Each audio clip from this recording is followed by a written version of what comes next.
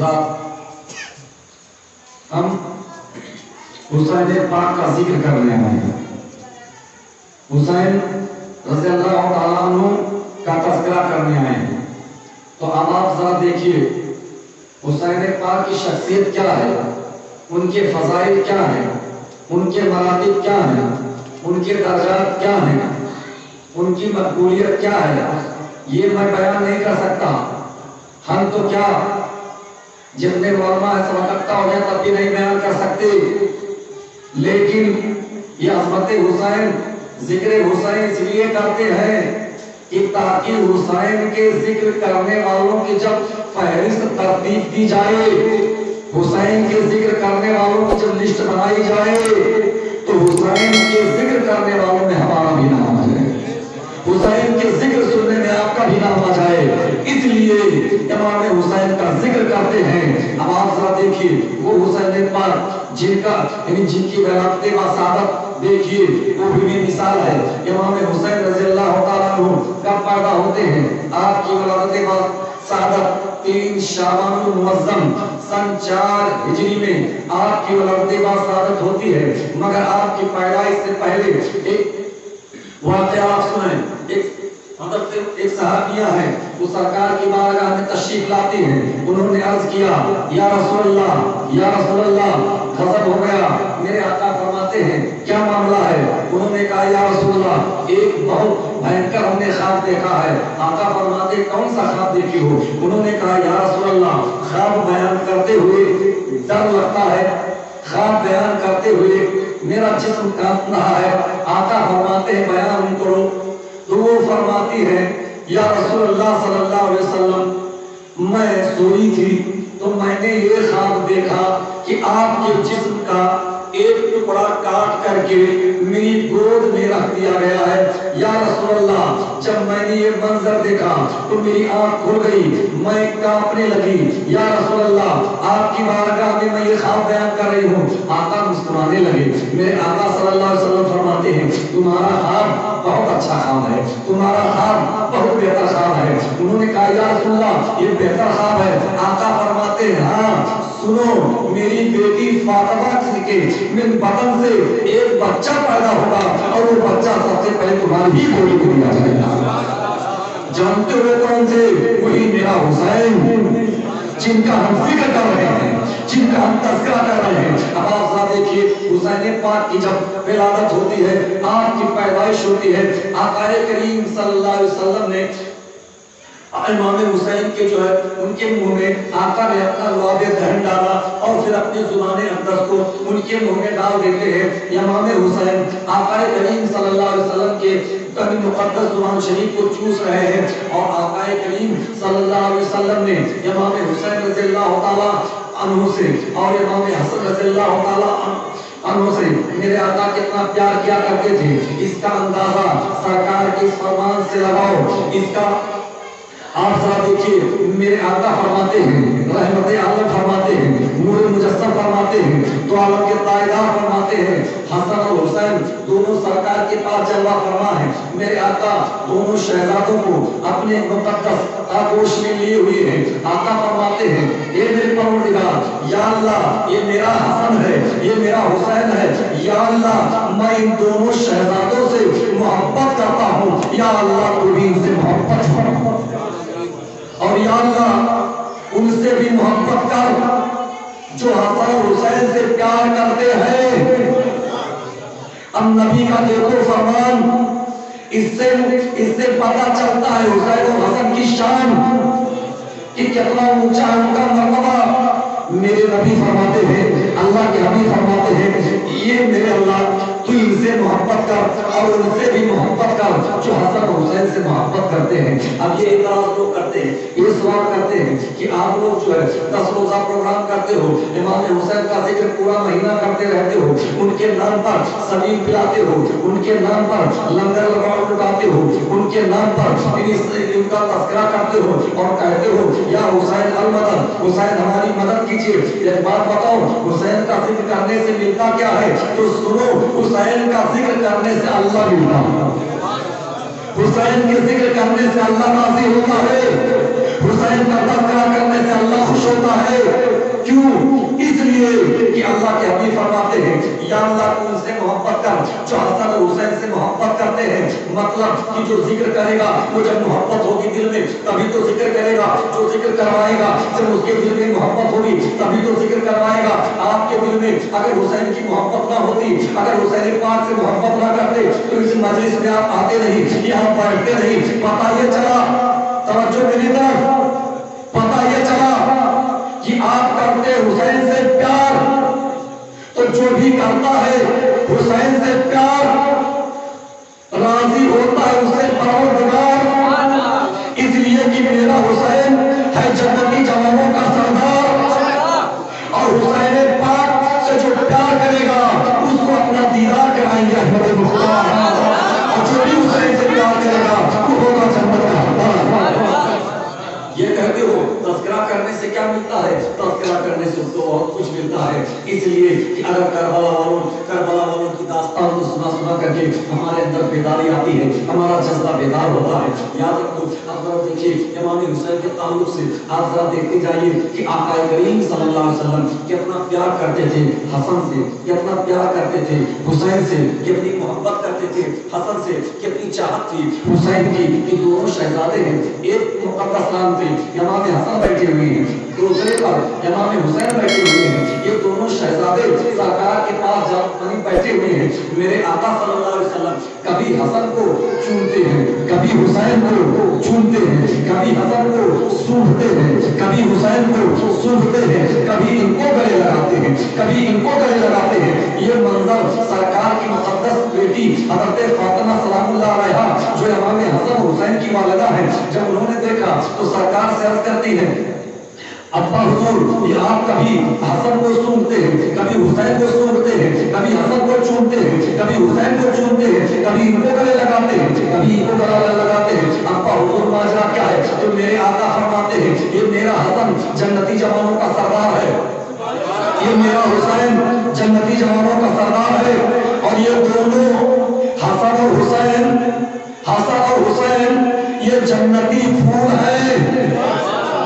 تو پھول کو سونگا جاتا ہے, تو جب تصور یہ کرتا ہوں یہ دونوں ہیں جنتی پھول, جب آقا یہ تصور کرتے ہیں یہ ہے جنتی پھول تو انہیں سونگنے لگتے ہیں ہمارے رسول, اور جب یہ ہوتا ہے کہ حسن اور حسین تو آقا انہیں چومنے لگتے ہیں اور پیار سے گلے لگانے لگتے ہیں.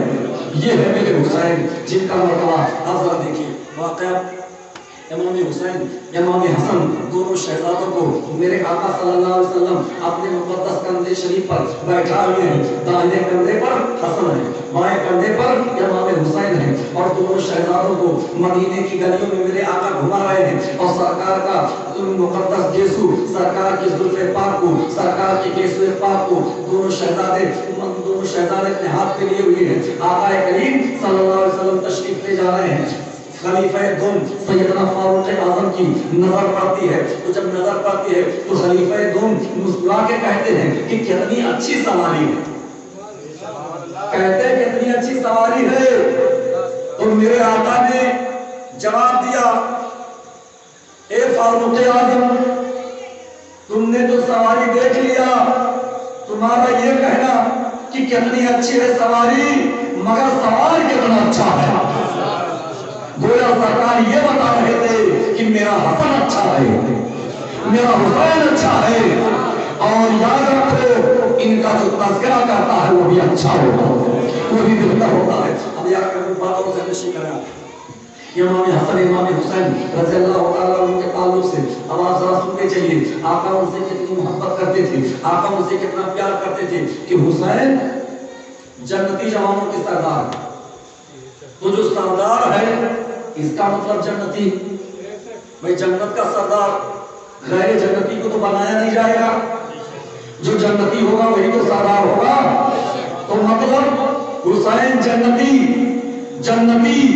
اور جو ان کا ذکر کرے گا وہ بھی جنتی, اس لیے کہ جہنمی جنتیوں کا ذکر نہیں کرے گا, جنتی کا ذکر جنتی کرے گا.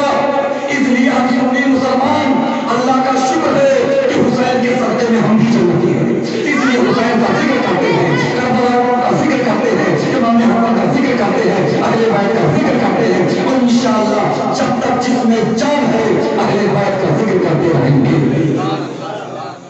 यहाँ पर एक बात और मैं आपको बता दूंगा, लेकिन एक सवाल ये भी उठा, एतराज करने वाला कर सकता है, सवाल करने वाला ये सवाल कर सकता है कि मौलाना साहब हुसैन का जिक्र करने वाला जो जन्नती होगा वही जिक्र करेगा, लेकिन आज कलमा पढ़ने वाले और भी लोग हैं जैसे राज़ी वगैरह, ये भी तो हुसैन का जिक्र करते हैं, शिया लोग भी हुसैन का जिक्र करते हैं, उनके बारे में तुम्हारा क्या कहना है? तो क्या वो भी जन्नती? तो मैंने कहा जरा ये भी देखना होगा कि जन्नती जन्नती का जिक्र करेगा, हम अहले सुन्नत अहले बैत का भी जिक्र करते हैं, सहाबा का भी जिक्र करते हैं, और जितने सहाबी हैं, वो सैयदना सिद्दीक़ अकबर हो, फारूक आज़म हो, उस्मान गनी हो, ये खलीफा सूम जो है, ये सब के सब जन्नती है। सुभान अल्लाह। जितने सहाबी हैं सबके सब जन्नती हैं। और हम अहले सुन्नत वल जमात जब सहाबी का जिक्र करते हैं तो मोहब्बत से, अकीदत से, अहले बैत का भी जिक्र करते हैं तो मोहब्बत से, मगर वो सहाबा को गाली देते हैं, फारूक आज़म की शान में गुस्ताखी करते हैं, हज़रत अबू बकर की शान में गुस्ताखी करते हैं, उस्मान गनी की शान में गुस्ताखी करते हैं। तो जब वो जन्नती की गुस्ताखी करते हैं तो भले इमाम हुसैन का जिक्र करते हैं, मगर वो कैसे जन्नत में जाएंगे? जन्नत में जाएंगे कब? कि जब हुसैन के साथ साथ सहाबा से भी मोहब्बत करेंगे, तब सैयदना सिद्दीक़ अकबर की फजीलत को मानेंगे तब। मगर अल्हम्दुलिल्लाह हम अहले सुन्नत वल जमात अहले बैत से भी प्यार करते हैं और सहाबा कराम से भी प्यार करते हैं। तभी तो बरेली के इमाम फरमाते हैं कि अहले सुन्नत का है बेड़ा पार असहाबे हुजूर, अहले सुन्नत का है बेड़ा पार असहाबे हुजूर, नज्म है और नाव है इबरत रसूलुल्लाह की। अहले सुन्नत का बेड़ा इसलिए पार होगा कि हम सहाबा से भी प्यार करते हैं, अहले बैत से भी प्यार करते हैं।